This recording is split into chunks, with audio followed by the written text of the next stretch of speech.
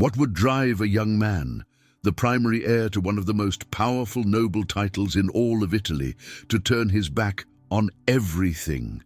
We are talking about unimaginable wealth, absolute political power, and a life of gilded privilege. Why would he trade a palace for a plague hospital, choosing to serve the most destitute of the poor until his own death at the age of 23? The life of Saint Aloysius Gonzaga is not just a story from the past. It is a living challenge to every person today who is searching for a life that actually means something. Chapter 1. A Noble Cradle and the First Sparks of Grace. From his very first breaths, it was clear that Aloysius was being pulled by a force that those around him could not comprehend. He was born on March 9th, 1568, within the high stone walls of the castle of Castiglione delle Stiviere, in the heart of Lombardy. He was the firstborn son of the Gonzaga family, a name that commanded trembling respect throughout the region. His father, Ferrante Gonzaga, was the Marquis, a hardened warrior, a man of fierce ambition and iron will. From the moment Aloysius was born, Ferrante saw not just a son, but a successor. He envisioned a future where his boy would lead armies, command courts, and expand the glory of the Gonzaga lineage through blood and steel. But there was another influence in that castle, a gentler, more profound power. His mother, Marta Tana de Santena, was a woman of deep, luminous faith. While his father taught him the language of war, his mother whispered the language of heaven. This spiritual tug-of-war would define his entire childhood. The world of the late Renaissance was a strange mix of beauty and destruction. The courts were filled with breathtaking art and music, but they were also dens of political betrayal, violence, and moral decay. Young nobles were raised to be men of the world, which often meant being men of pride and pleasure. Ferrante, determined to make a soldier out of his heir, actually sent Aloysius at the age of 4 to live among the soldiers in the ducal army of Florence. He wanted the boy to smell gunpowder, to hear the clash of swords, to become tough. But God had a different plan for the boy's heart. Instead of being corrupted by the rough life of the barracks, Aloysius began to develop a sensitivity to the divine that was, quite frankly, shocking. By the age of 7, while staying at the legendary court of the Medici in Florence, the boy began a secret life of prayer. While the rest of the palace slept in silk sheets, little Aloysius would slip out of bed and kneel on the cold, stony floor. He would pray for hours in the dark, offering his discomfort as a sacrifice. Neither the biting winter chill nor the exhaustion of childhood could stop him. His attendants were baffled.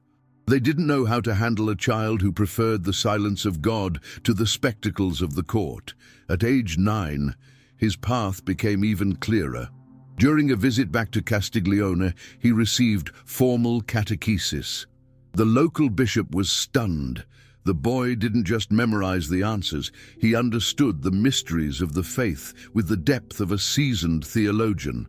Not long after, he received his first Holy Communion from the hands of the great Saint Charles Borromeo himself. The cardinal saw something in the boy's eyes, a divine fire, something far beyond the simple devotion of a child.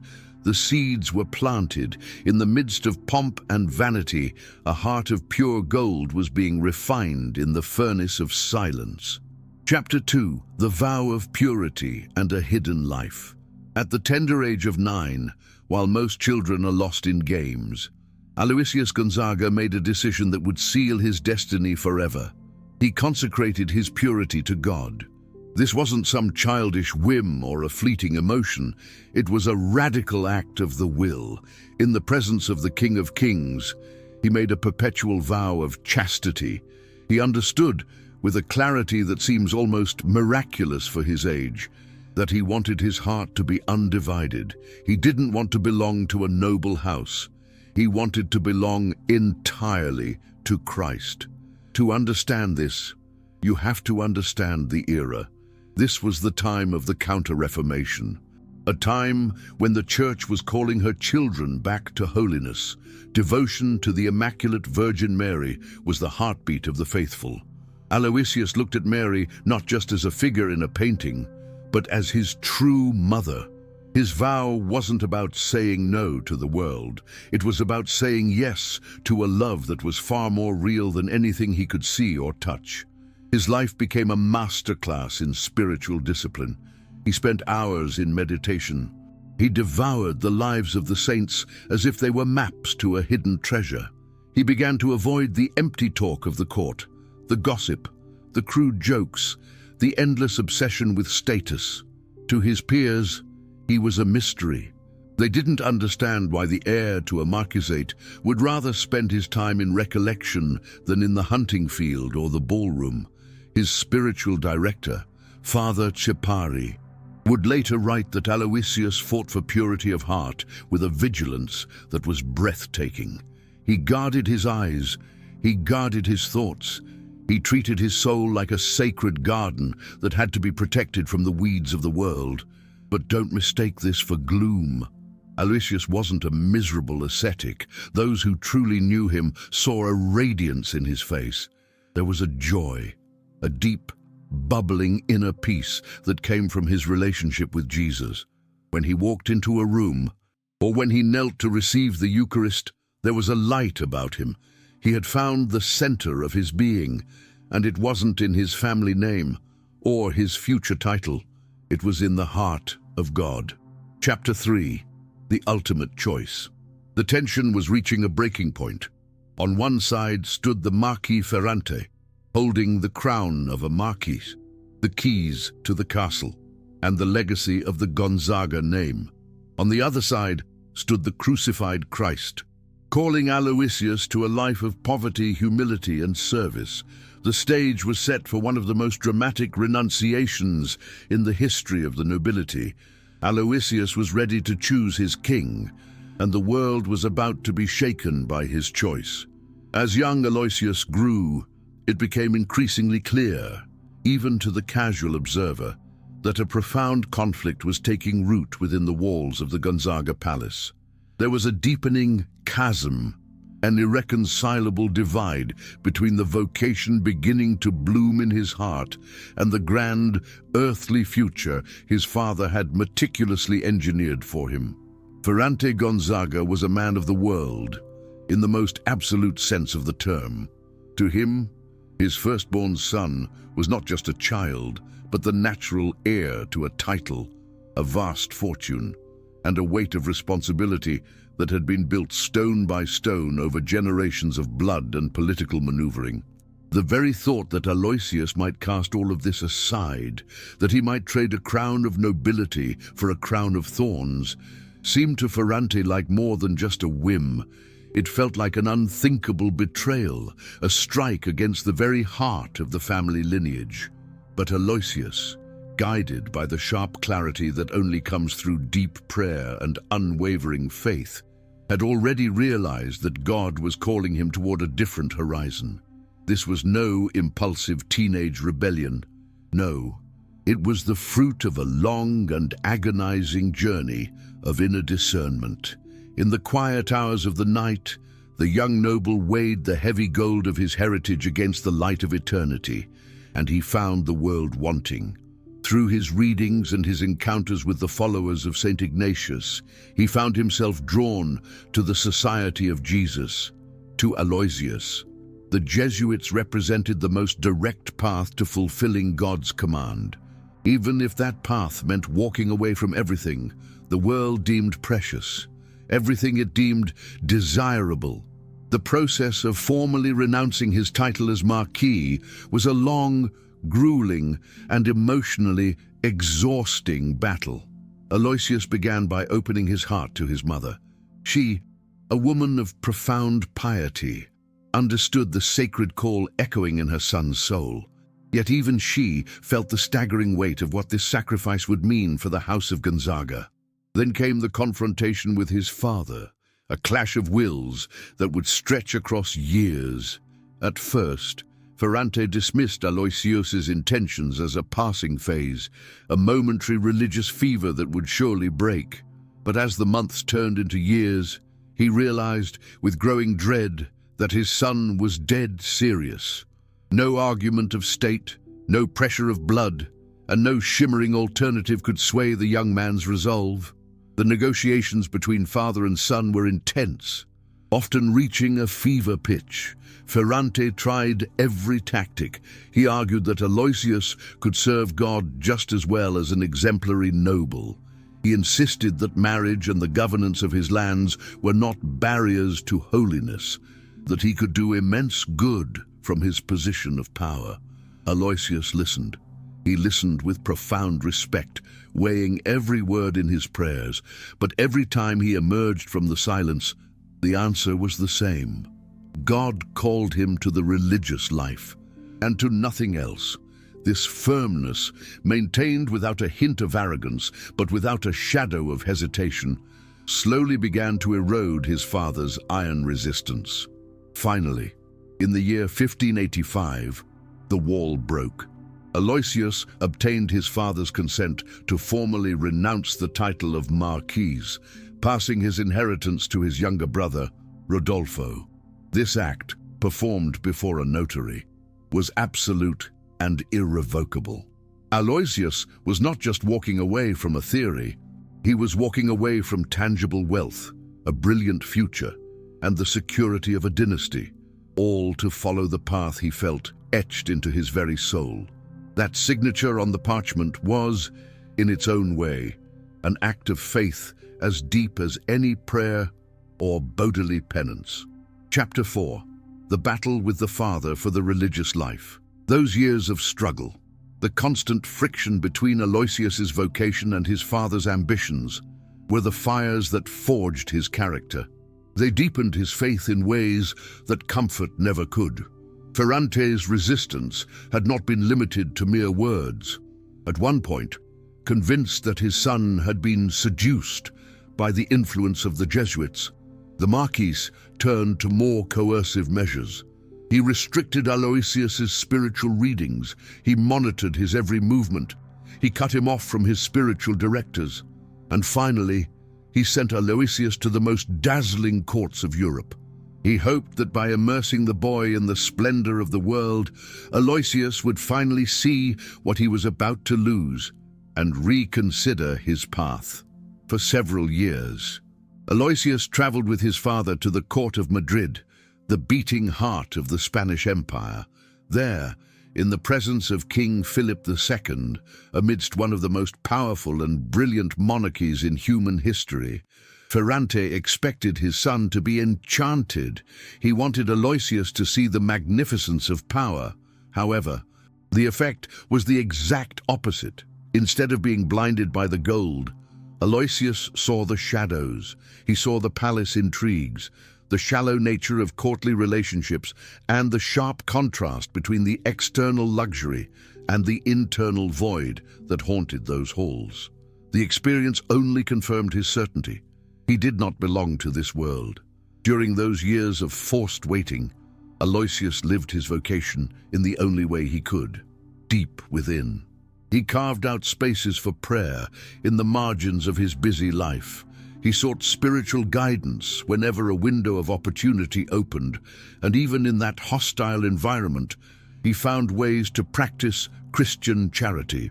It was during this time in Spain that Aloysius contracted a severe kidney ailment, an illness that left him bedridden for months. Yet, even in pain, he faced his suffering with a serenity that stunned his attendants. His health, which was never robust, became another weapon used by those trying to dissuade him. They argued that his frail body could never survive the rigors of a Jesuit novitiate. But Aloysius did not see his fragility as an obstacle.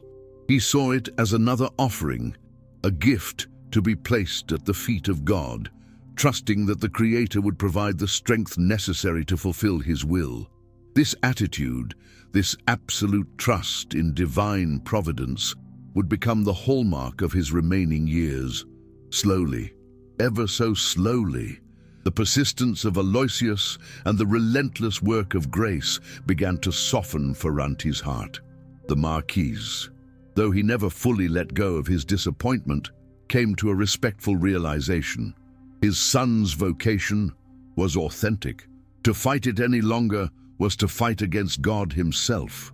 That fatherly consent, won through years of patience and tears, was perhaps Aloysius's first great spiritual victory. He had conquered without wounding, he had persevered without hardening his heart, and he had transformed resistance into acceptance through the quiet, irresistible force of love. Chapter 5. Entering the Society of Jesus. The moment he crossed the threshold of the Jesuit novitiate, Aloysius began what would be the happiest chapter of his life. On November 25th, 1585, the feast of St. Catherine of Alexandria, Aloysius Gonzaga finally entered the doors of the Jesuit house in Rome. He was only 17 years old, but he had already lived a lifetime of battle. He left behind his title, his fortune, his family's expectations, and the glittering halls of Madrid.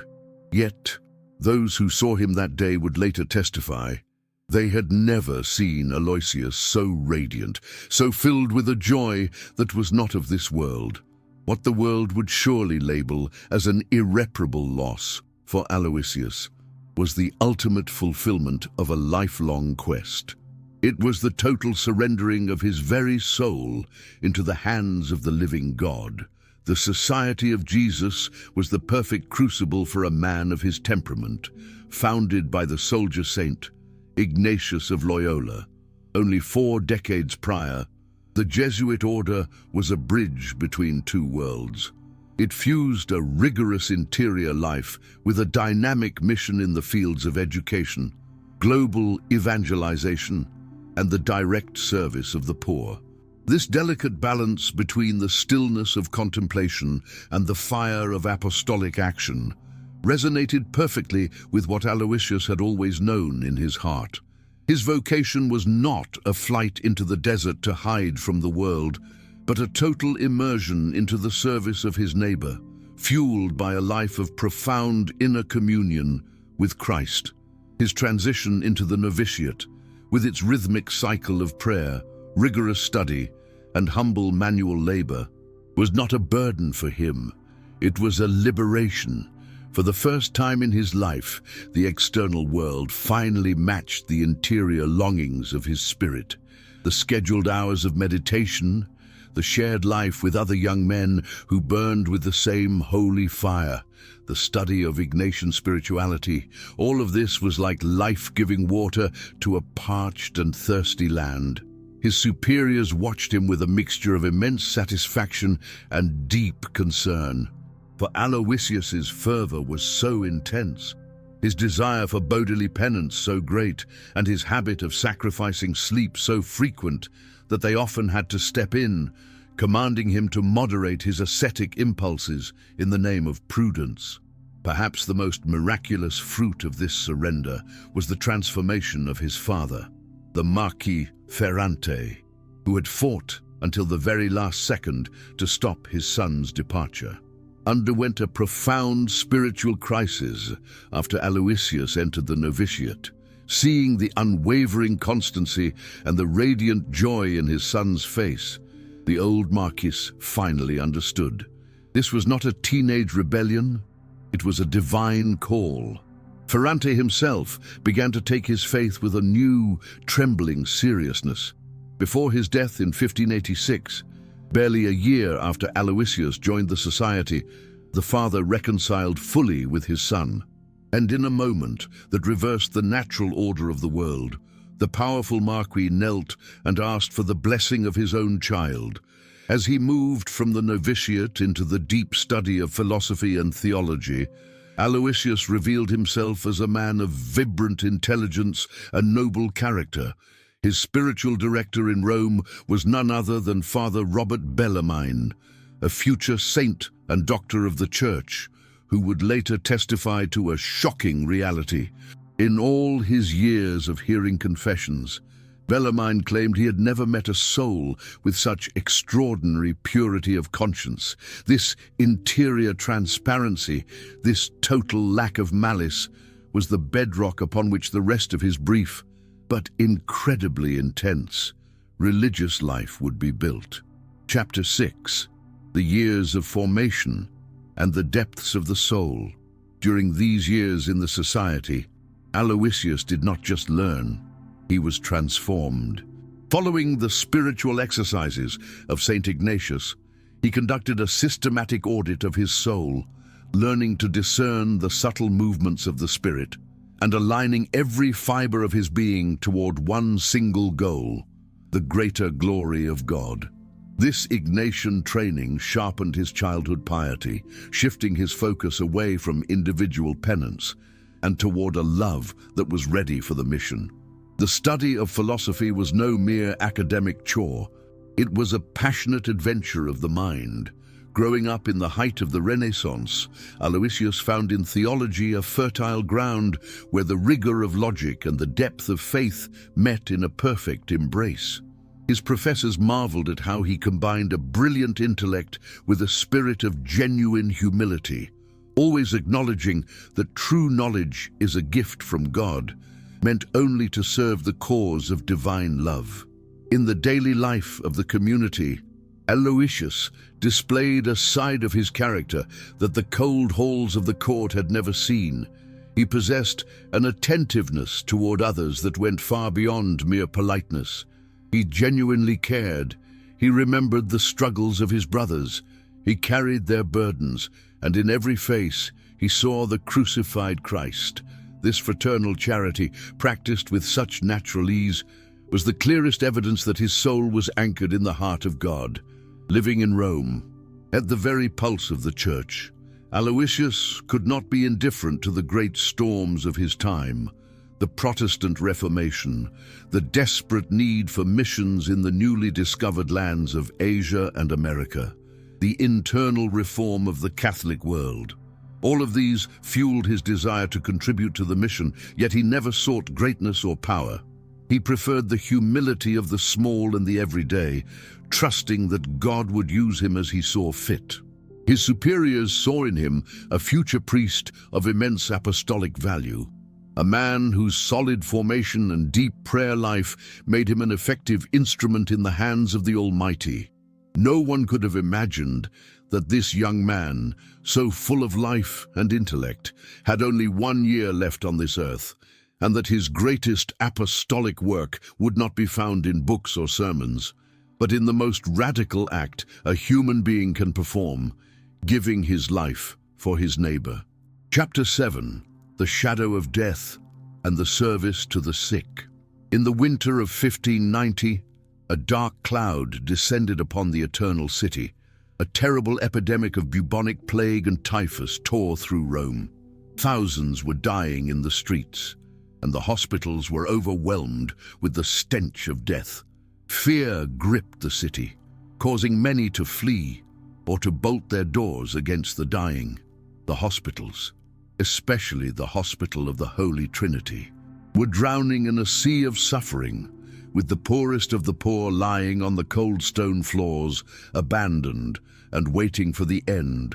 It was into this darkness that the warrior noble turned Jesuit would make his final stand. Aloysius, though fragile in body and weakened by years of penance, was among the very first to stand. There was a fire in his eyes, a determination that silenced all debate. His superiors, looking at his thin frame, hesitated. They feared that the plague would claim him in an instant. They tried to steer him toward safer duties, toward tasks that would shield him from the brunt of the disease. But Aloysius would not be deterred. He did not see a medical emergency. He saw a sacred summons. For him, every fever-racked face was the face of Christ, and he refused to let his Lord suffer alone. The accounts from those who served alongside him are nothing short of miraculous. Aloysius did not merely serve. He poured his entire being into the work. He surpassed simple efficiency. He moved with a supernatural charity. He washed the most hideous sores without a flinch of disgust. He knelt in the filth to whisper words of eternal hope to the dying. He was a bridge between this world and the next, ensuring that no soul left this earth without the comfort of the sacraments and the peace of God. In this 22-year-old youth, the dying found a presence that healed the soul, even when the body was beyond repair. One afternoon, Aloysius encountered a scene that would be etched into the hearts of his biographers forever. He found a man abandoned, lying in the dirt of a Roman street. People passed by, veering away in terror of the infection. But Aloysius did not hesitate. He did not wait for a carriage or a stretcher. He gathered the dying man into his own arms, holding the weight of the suffering Christ against his chest, and carried him personally to the hospital. Every step was a prayer. Every labored breath was an act of worship. He saw the gospel not as a text to be read, but as a reality to be lived. And in that broken man, he saw the King of glory. But the body has its limits, and the constant contact with such heavy contagion began to take its toll on Aloysius's already delicate health. By the dawn of 1591, the first symptoms appeared. The fever took hold. The exhaustion was absolute. The physicians of the college watched with heavy hearts as the young novice became one of the very patients he had served with such ferocity. He had given everything, and now the sacrifice was nearing its completion. Chapter 8.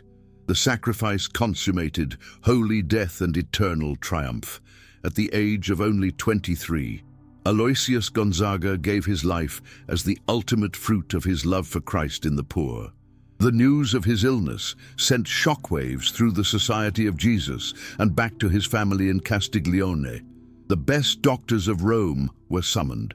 They applied every remedy known to the age, but his constitution had no reserves left. The years of the discipline and the recent labors in the plague wards had spent his strength. As the weeks dragged on, a somber truth settled over the house. The Marquis's son, the young saint, was going home. But witness the miracle of his disposition. Where others would feel fear, Aloysius felt giddy joy.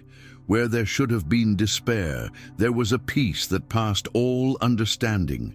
His spiritual director, the great Robert Bellarmine, a man who had seen many holy deaths, would later testify that he had never seen a soul so radiant as Aloysius was on his deathbed. For him, death was not a thief. It was the long-awaited bridegroom. It was the moment the clash of kingdoms would finally end, and the eternal kingdom would claim its citizen. Even as his strength vanished, his spirit remained vigilant. When he could no longer stand, he remained in his bed with his rosary clutched in his trembling hands, his mind fixed on the 5 wounds of Christ. He hungered for the Eucharist, finding in the bread of life the only sustenance that mattered. When his brother Rodolfo arrived from Castiglione, he found not a victim to be pitied, but a victor to be admired. It was Aloysius who did the comforting, exhorting his brother to fix his eyes on eternity rather than the fleeting shadows of this world. As the night of June 20th turned into the morning of the 21st, the feast of St. Lawrence, Aloysius asked the time.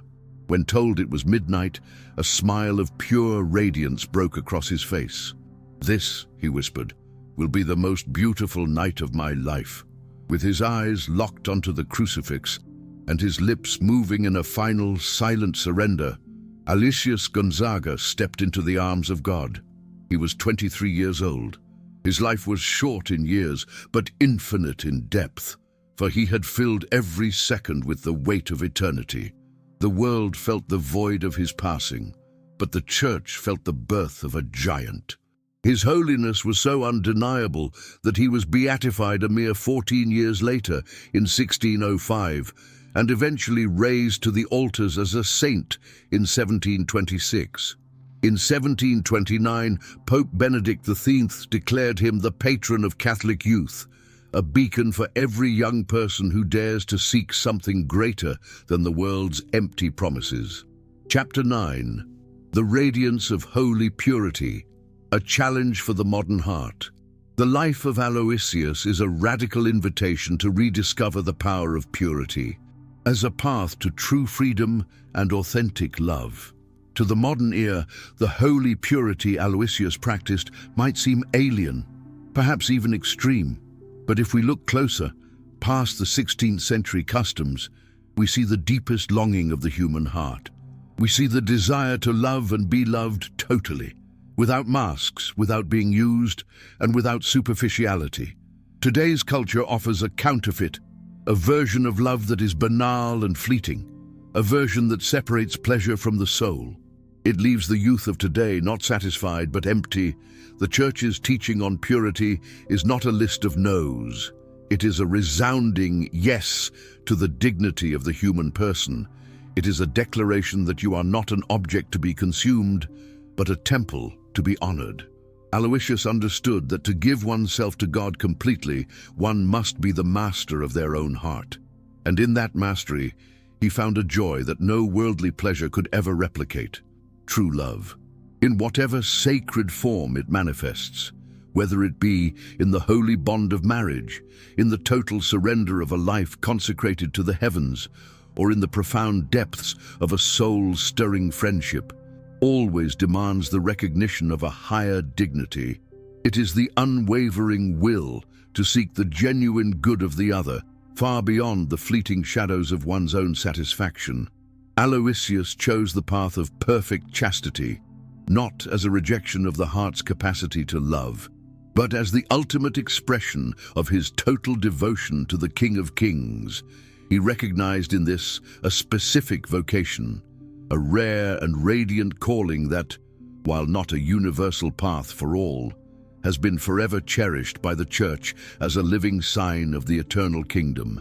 Yet, the spirit that set his soul ablaze, that profound reverence for the other, that uncompromising respect for the dignity of every human person, and the relentless pursuit of truth in every relationship, that is a universal call for every soul.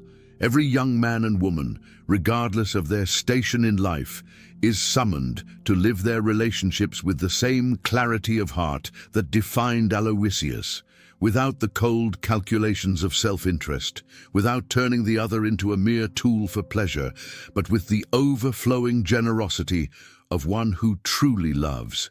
In the grit and reality of daily life, the example of Aloysius does not ask us to flee from the world or to abandon human connection. Instead, it reveals a radically different way to inhabit it. He invites us to guard our inner life, for it is the only foundation upon which an authentic relationship can be built. He calls us to resist the crushing weight of a culture that reduces the human person to a mere object, a commodity to be consumed. Aloysius teaches us that true freedom, the kind that shatters chains, does not consist in following every whim or every impulse of the moment, but in the power to act always according to what divine love demands.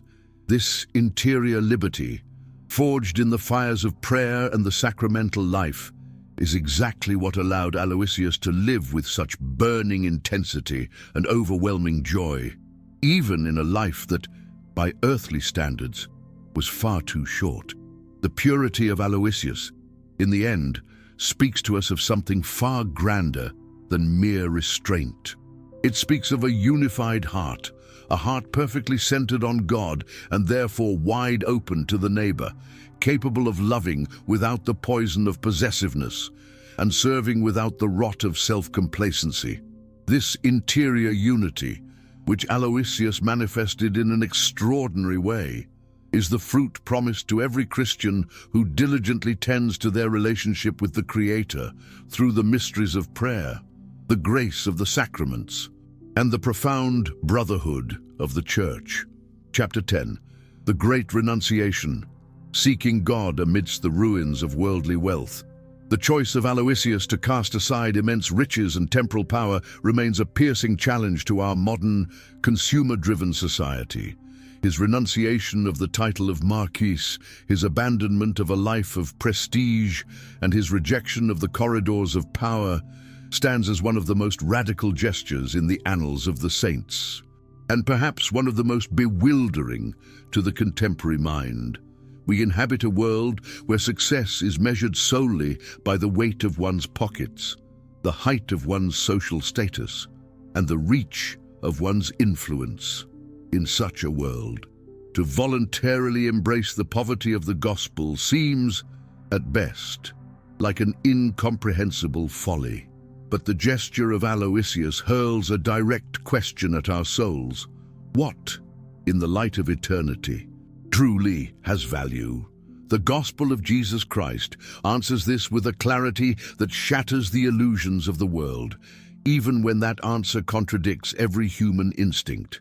Christ, who, being God, emptied himself to become poor among the poor, proposed a hierarchy of values that is revolutionary. The first shall be last, the greatest shall be the servant of all, and whoever wishes to save his life must be willing to lose it for the sake of love. Aloysius did not view this as a mere metaphor or a distant ideal. He saw it as a concrete battle plan, and he embraced it with a radicality that left his contemporaries stunned, a radicality that continues to haunt the conscience of our age. Yet, make no mistake, Aloysius's renunciation was not a hiding away from the world, nor was it a hatred for the material gifts of creation. No, it was the expression of a perfected scale of values in his heart. God and his neighbor occupied the throne, and material goods, rather than being ends in themselves, were merely tools to be ordered toward the greatest good. This Christian vision does not deny the things of this earth, but it relativizes them, placing them in their rightful, humble place beneath the horizon of eternity.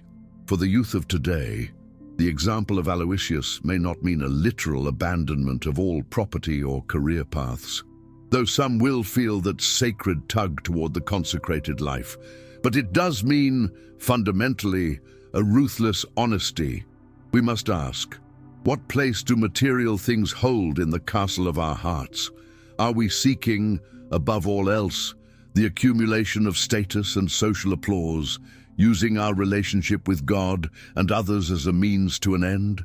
Or are we seeking the genuine well-being of our brothers and the glory of God? Using the goods of this earth as instruments for that higher purpose, the answer given by Aloysius was absolute. And the fruit of that choice was a life of only 23 years, yet a life so dense with meaning, so radiant with joy, and so rich in service to others that his memory has survived the fire of 4 centuries. In the face of a culture that promises fulfillment through possession, his example reminds us that true wealth is interior. It is built in the secret place of prayer and in the visible act of charity, and no material treasure can ever replace it. Whoever has found this hidden treasure, as Aloysius found it, will discover that to renounce the rest is not a loss, but an infinite gain. Chapter 11. Saint Aloysius Gonzaga, the sentinel and protector of youth. Across the centuries, the Church continues to entrust the fire and the fragility of the young to the intercession of this holy warrior. When Pope Benedict XIII proclaimed Saint Aloysius Gonzaga as the patron of Catholic youth in 1729, it was no mere formality. It was a recognition of a profound mystery, a spiritual kinship between this saint and the young of every generation. Aloysius did not achieve holiness despite being young. He lived his sanctity in and through his youth, with all the intensity, the searching for meaning, the weight of life-altering decisions, and the unyielding drive toward a great ideal. His life speaks directly to the heart because it is the story of a young man who took God and himself utterly seriously. Today's youth, though they walk a world of neon lights and digital echoes, share the same fundamental struggles that Aloysius faced in the 16th century. The questions remain unchanged. What shall I do with my life? How do I choose between 1,000 paths? How can I remain faithful to my ideals when the world demands compromise? How can I find a love that is real in a culture that cheapens everything it touches? The example of Aloysius offers no easy, pre-packaged answers. Instead, he illuminates the path, showing us the weapons he used to win his battle: constant prayer, the wisdom of spiritual direction, patient discernment, and the raw courage to act when the truth is revealed. The intercession of St. Aloysius Gonzaga, cried out for by millions of young souls over the centuries, remains powerful today, especially for those standing at the crossroads of their lives, or those struggling in the dark trenches of the spiritual war. Countless souls, throughout the long corridors of history and even in our very own modern age, bear witness to the miraculous graces obtained through his powerful intercession. They speak of impossible situations that found a divine way out, of sacred vocations discovered in the silence, of radical conversions that defied all logic, and of the strength to shatter the chains of addiction and vice. Saint Aloysius, who understood more than anyone the agonizing struggle of remaining faithful to one's ideals when the world around you demands your surrender, stands today as a champion for those facing the suffocating pressure of a secular culture. He does not merely watch from afar. He intercedes with a unique and piercing efficacy for every soul fighting to keep their light burning in the darkness. The feast of St. Aloysius Gonzaga, celebrated on the 21st of June, serves as a sacred rallying point across the globe. It is a moment for the youth to renew their covenant with Christ, to lay their deepest burdens at the feet of this young Prince of Heaven, and to contemplate the true meaning of their existence under the radiant light of his example. In the great Catholic halls of learning, in universities and schools from coast to coast, his image stands as a silent sentinel, reminding both the student and the scholar that intellect, talent, and every opportunity life provides are not trophies for personal glory, but sacred gifts. They only reach their full and divine potential when they are laid upon the altar of service to God and to our suffering neighbor. May St. Aloysius Gonzaga continue to be for the youth of this generation what he has been for centuries past: a loyal friend on the narrow road, a stark model of consistency between the faith we profess and the life we lead, a mighty intercessor before the throne of grace, and a luminous reminder that holiness is not a dusty privilege reserved for the elderly, but the most beautiful and vibrant calling that a young heart can ever embrace, if they only dare to take the invitation of Christ seriously. Chapter 12. A Prayer to St. Aloysius Gonzaga. St. Aloysius Gonzaga, you who possessed a heart of pure fire, you who found in God that infinite fullness which the world can never, ever offer. We turn to you now with the unwavering confidence of those who need a friend who truly understands the raw struggles and the burning yearnings of youth. You, who face the fire of vocational discernment with unyielding courage. You, who stood your ground when the weight of your status and your family's expectations tried to crush your resolve. Intercede for the youth of our time. Obtain for us, we beseech you, the grace to seek God with that same divine seriousness and radical generosity that defined your short but explosive life. Let us never settle for a shallow, lukewarm, or merely inherited faith. Instead, help us to shatter the surface and forge a deep personal relationship with Jesus Christ, finding in Him, as you did, the only solid foundation and the only love that is truly eternal. We ask you to stand beside those who are currently in the crucible of discernment, those seeking their path through the fog of uncertainty. May they learn from you how to listen for the whisper of God in the silence of prayer, and may they find the raw valor to follow that voice, even if it means walking against the current of the world or disappointing the earthly expectations of others. Help them to discover that the will of God is not a burden to be endured, but the most liberating invitation a human soul can ever receive. Protect the young. O sainted Prince, against the temptations that threaten to wither their interior life, shield them from the superficiality that robs them of reflection, from the deafening noise that drowns out the divine voice, and from the crushing pressure of a world that mocks the values of the kingdom.